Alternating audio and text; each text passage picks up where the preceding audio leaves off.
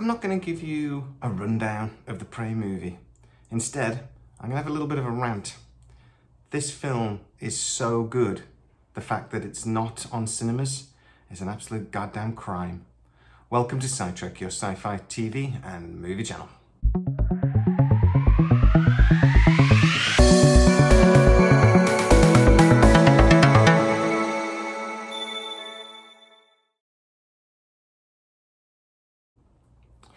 So, I did a video a little earlier on the Sidetrek Sides channel telling you that I got up nice and early this morning to watch the Prey Predator movie, and I was disgusted to find out that here in the UK it is premiering on Disney Plus, that when it says out on the 5th of August, it doesn't actually mean that. It means it's out actually about lunchtime on the 5th of August. So I was like, I've got up for nothing. But I then took myself off to work nice and early so that I could finish nice and early, and I've come home and watched the movie. And I have to tell you, oh damn, it's good. No spoilers in this video, but I am going to tell you that this film is probably my favourite of all the Predator sequels. Anybody that says it's as good as Predator is talking out of their bumhole. I'm afraid Predator is one of a very small number of movies that's actually perfect. It's actually got nothing wrong with it at all. It's perfectly written, perfectly acted, perfect special effects. It's not just perfect for its time, it's perfect full stop. It's a handful of movies that can go onto that list. But this is a damn good movie. The only Predator film that comes even close to it is the 2010 Predators, which actually I watched this morning when I realised I couldn't watch the Predator Prey movie. So, without spoilers, I'm going to tell you again that the director, Dan Trachtenberg, did a phenomenal job. He got the editing perfect, the tone is perfect, it's respectful to the Comanche Nation. I love that they actually have also filmed this in Comanche. He said that's one of the things that it was actually a benefit about going straight to Hulu and Disney Plus, in that they would be able to do this Comanche version. I think that's a bit of a cop-out myself, because I think they could have done that anyway, but you know, that's what he said. But he actually did a bloody good job. This is probably the biggest project he's done for me so far. I mean, there's 10 Cloverleaf Lane, and he's an executive producer on The Boys, which, again, you know, if you're a regular Sidetrek, that's a show I absolutely adore. But yeah, he's done a fantastic job with this movie. He got the editing as well as also damn near perfect. I would love to see a director's cut of this film. It's only an hour and 40 minutes. I'd love to see like another 20 minutes added. If there was anything dumped on the editor's floor, you know, the cutting room floor, that they could throw into this movie, I'd love to see that at some point in the future. But to get on to the not having a cinema release, Disney Plus seemed to be jumping on the bandwagon of Netflix and Amazon Prime, who have for a long time now released movies directly to their streaming service. The whole point is to get more subscribers to the streaming service, and that's what they do. Disney Plus did this during the pandemic. I have no problem with that Mulan went straight to Disney Plus in that case, or even that Black Widow was released on the same day as cinema release, even though we know a few people weren't very happy about that. But when a big movie like Prey comes out, you would hope it would get a cinema release, because after watching it, this is a film that deserved a cinema release. I have a pretty big TV. I have quite a nice sound system. It's not as big as the cinema, and it's not as good as the cinema sound system. I actually genuinely think I've missed out not getting to experience this at the cinema.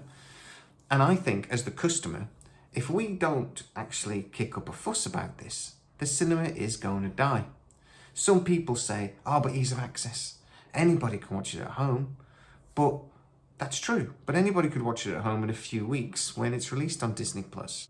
Lightyear is already on Disney Plus. It was at the cinema, 6 weeks ago, and they put it on Disney Plus straight away. It bombed, which is one of the reasons why it's on Disney Plus as quickly as it is. But they could have done that with Prey. It could have had a cinema release. The cinema release it deserves, but still got a quick Disney Plus release. You could get the best of both worlds. But they chose not to do that. But why did they choose to do it? You could argue that maybe they just didn't have confidence in the movie, but they had enough confidence in it to give it a decent budget. I mean, this film had a good budget and it is shown on the screen. So I don't really think that is it. It was always planned to be a straight to Hulu and then straight to Disney Plus project. It's touted as a Hulu original. So that was the plan from day one. And again, the interviews with the director and executive producers show that. So this isn't something they've gone, you know what, this isn't great. Let's just put it on Disney Plus. This isn't, you know, the Batgirl movie where they've just decided to go, when they've looked at it and gone, God, this is bloody awful. We just need to get as far away from this as possible. This was always the plan. But as I say, they were always willing to give it the budget. So it wasn't a confidence issue. Even if it was an early stage as a confidence issue, when they'd have seen some of the early footage, when they'd have started getting the early cuts, you'd have think executive producers or people in charge at Hulu would have gone, this is bloody good. This is the sequel to the original Predator movie this all deserved. There is no way they didn't show this movie to, you know, select audiences like they do, and that their audience didn't go crazy, because this film is that good. So why did they do it? They did it because Disney Plus are trying to push subscribers. They want content for the channel, and they want these kinds of movies, these specials that are only available on Disney Plus, to appear on their network so that they can push subscriber numbers further. Now, what do I think about that? I think if it continues along this trend, and if Prime becomes, through its purchase of MGM, really becomes one of the big studios producing lots of movies that go directly to Amazon Prime, Netflix continue to make movies like The Grey Man, which is the most recent of their movies that really narks me, that isn't on, that we didn't get to see at the cinema. We should have done. It's a great movie. Then it is going to mean the end of cinema, or at very least the end of cinema as we know it. The problem is, though, that people, a lot of the time, are inherently lazy. If a film is on at the cinema, or it's on in your living room, a lot of the time you're going to watch it in your living room. You're not going to make the effort to go to the cinema. And what will be the net result of that? We'll lose them. So, I hope this isn't a new trend. I hope this is a one-off, but sadly we already know it isn't. But I would love to know, guys, what you think. Do you think the death of cinema is really worth fighting against?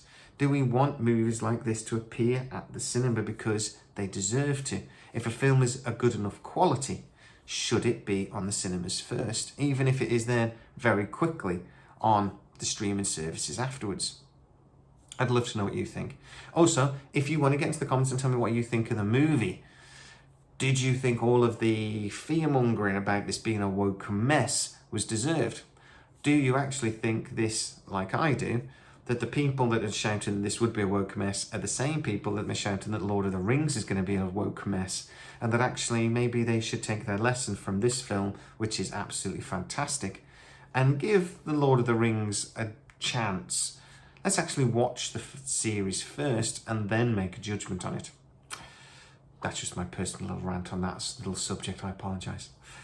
But if you are new to the channel, please like, subscribe, hit that bell notification. And if you enjoy the content, don't forget that you can hit the join button and become a fully fledged Sci-Trekker. That really supports the channel.